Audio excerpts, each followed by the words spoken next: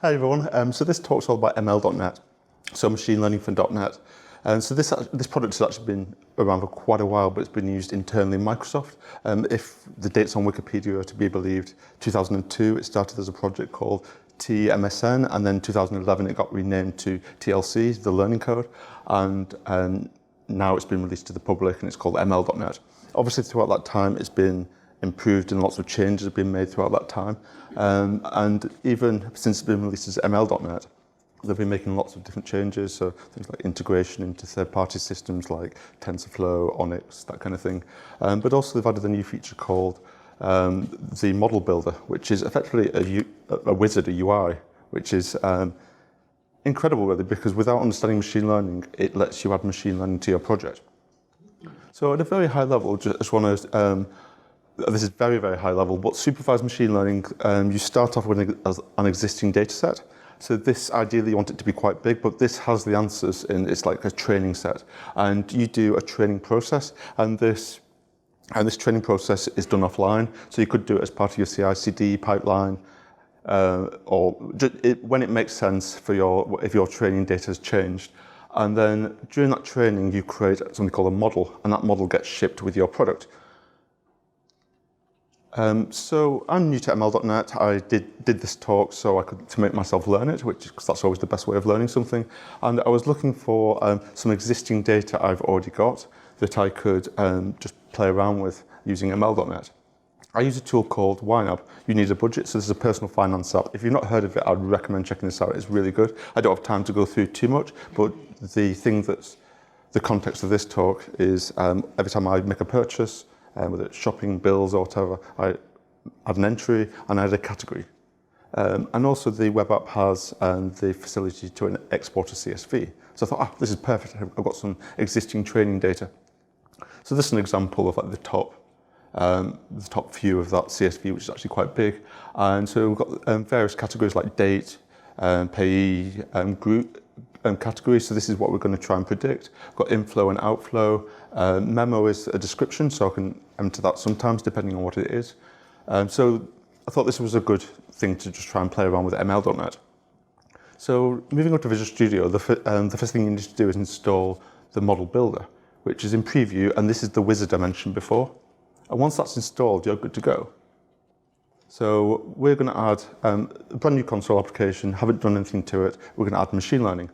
So all you need to do is right click on your project, click add, and click machine learning. It's that simple, pretty much just to get going, adding machine learning to your project.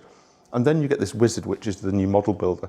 And you can choose between different scenarios. So you've got things like sentiment analysis, issue classification, price prediction, image classification. We're obviously going to use issue classification.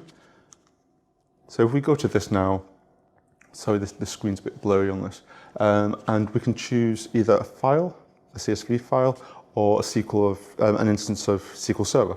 We're going to choose a file because we've got the CSV. And now we've got a preview, which is pretty much what we saw in Excel. And then we need to select what column we want to predict. So we know this is the category column. So if we select category, and then the next thing, we need to select what input columns we want to use. And there's lots of columns here. A lot of this is just noise. You need to think about what columns make sense for the question you're asking. So for example, payee makes sense, the description, inflow and outflow probably makes sense. Things like date, you might think that makes sense, but it's actually irrelevant for the category. And it's also noise. If it was a day of the week, I might have different spending patterns on. If it's like Saturday, Sunday, Monday, Tuesday, that kind of thing, that might be useful. But a date is just numbers and symbols, slashes. So that's actually just noise to the machine learning algorithm. So I've cleaned it up. I've got rid of a lot of the columns, and you can see that the next step is called train.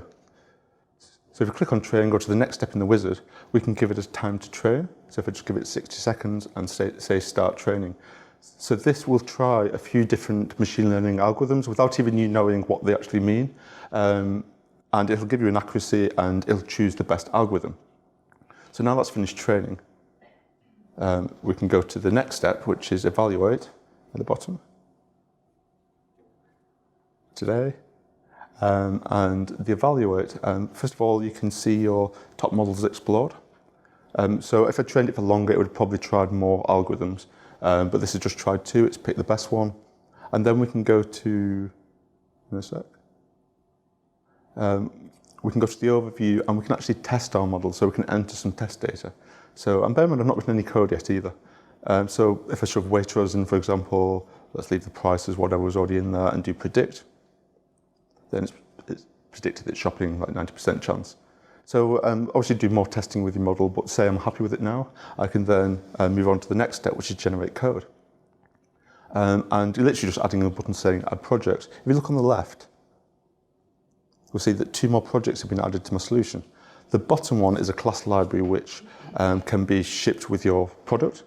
And it includes, you can see it includes the zip file, which is your model, your trained model. We've got a model input, which is the input columns. So it's just a class. You've got the model output, which is the prediction. So this is what's coming out of the, what you're trying to predict.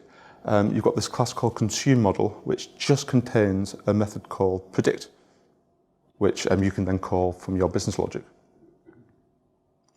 And the other project that got added was a console application.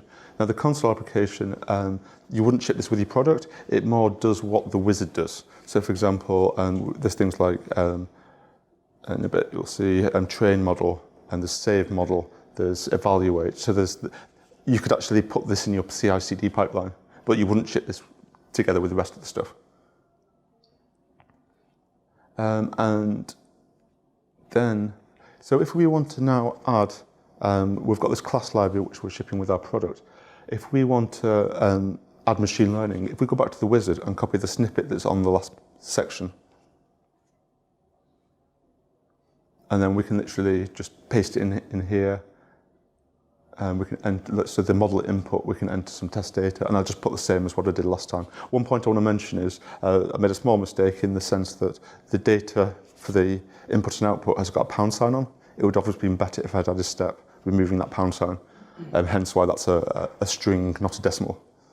But now I can write that to the output, and then F5, and then we've already tested this in the wizard, but it should pop up and say shopping. So it's correctly predicted that. So it's really easy without, I've written hardly any code here. So as I say, I'm quite new to ML.NET. I did this talk to try and learn it.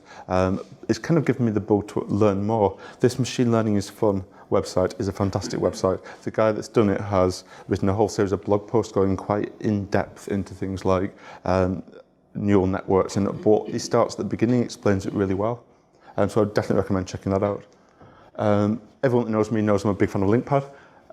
The author of this has got an NDC video on YouTube about writing a neural network from scratch in C#, which is an amazing video, so I'd definitely recommend checking that out.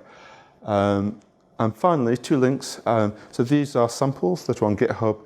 The first one is official Microsoft ML.NET samples. The second one is community samples. This is a good place to start, as in, because it's loads of really useful information. And that's me, so hopefully that was a useful introduction. And, oh, I've got loads of time. That's all right, thank you.